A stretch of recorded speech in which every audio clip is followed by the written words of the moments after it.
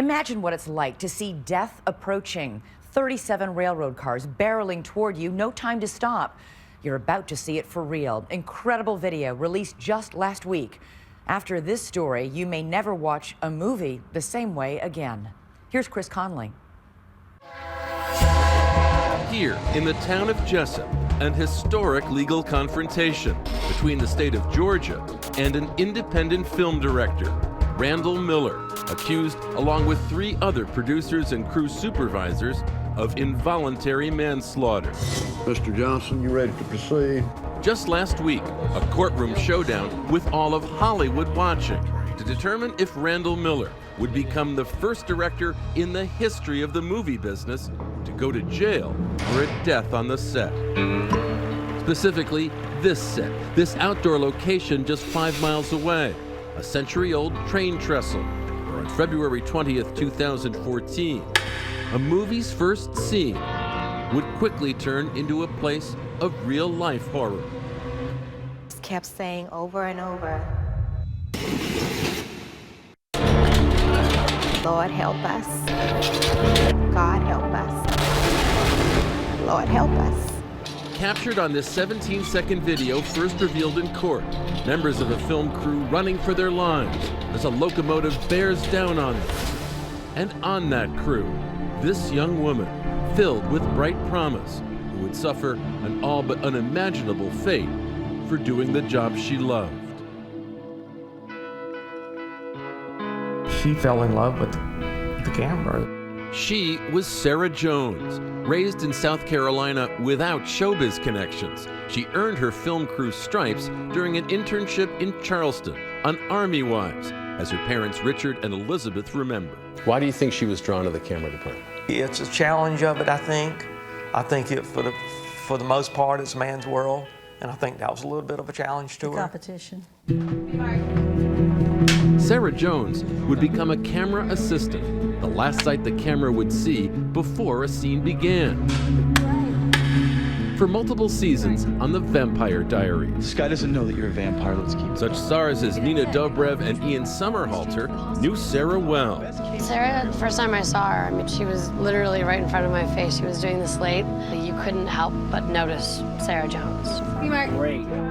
Just always wanted to be around her. She always had a smile on her face and was just the uber professional. Even on the vacations she loved, Sarah Jones liked setting up her shots just so. She always was up for anything. She wanted to do bigger things, go to new countries, work on features, and get her name out there. Rolling! Sarah took her own fateful path, taking a camera assistant gig based out of Savannah on the movie Midnight Rider.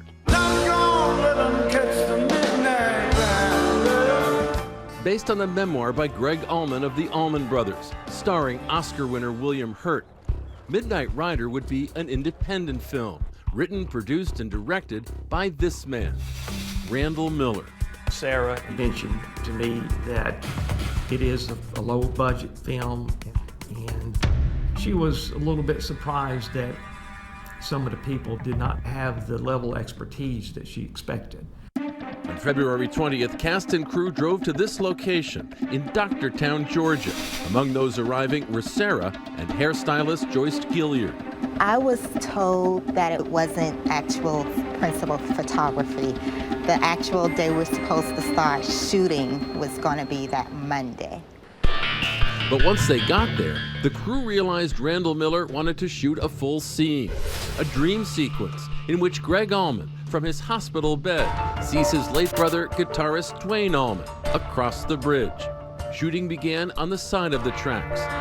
Then, after 2 trains passed by, it came time to set up for the day's money shot, 30 feet above the water. According to one of our witnesses, that Randall Miller said, move the bed up onto the tracks after the 2 trains had come by. Hospital bed laying across the tracks, not running with the tracks, but across the tracks.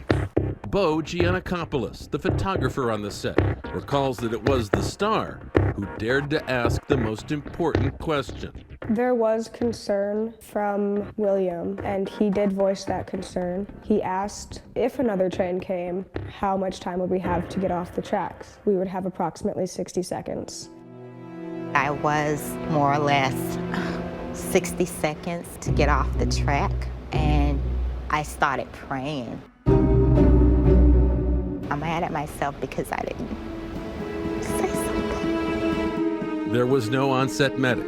There were no railroad officials present. 2 takes of the scene were in the can. Then, just before 4:30 p.m. That's when they yelled that there was a train coming. And there was a sort of a pause. And I saw the train. And you just immediately started running. CSX train Q12519 with 2 locomotives and 37 freight cars, barreling down the track at an estimated 57 miles per hour.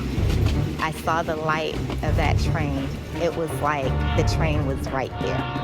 So you had seconds to figure out what you were gonna do.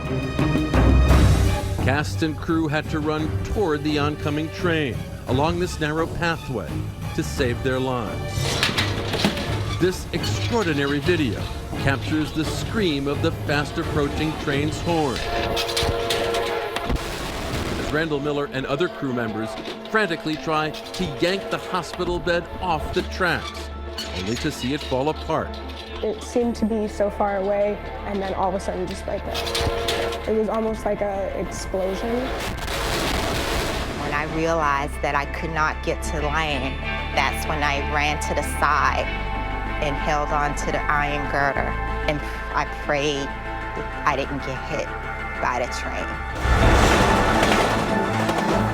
The pressure from the wind from the train was so strong that holding on to the girder, I wasn't able to. It pulled me off. The train struck Joyce Gilliard's left arm after smashing into the hospital bed. Joyce closed her eyes. I couldn't believe what was happening. Thought about dying. And my family getting that call.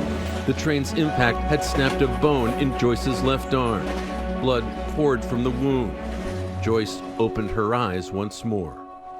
Sarah was the first person I saw. She was lying on the side of the tracks dead. You didn't know it was her. You didn't know it was her.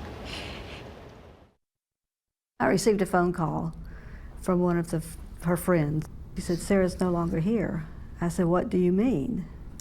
You mean as in dead?" She said, "Yes, ma'am." It was rough. I mean, it took the wind out of me. It's very, very, very hard. Sarah Jones was 27 years old. Hours later, the phone rang again. It was the director of Midnight Rider. Randall Miller called us that day. He was very upset. He was crying.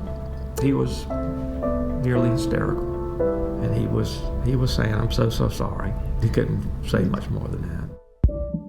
But why had Randall Miller allowed his crew to shoot on live tracks? Sarah Jones's parents and police demand answers. Did he have permission? He had been told don't go on those tracks, and he did anyway. And footage from a camera mounted on the locomotive shows another side of those last horrifying moments. And new footage obtained just hours ago as this movie turns real, a scene the filmmakers never meant to shoot. Stay with us.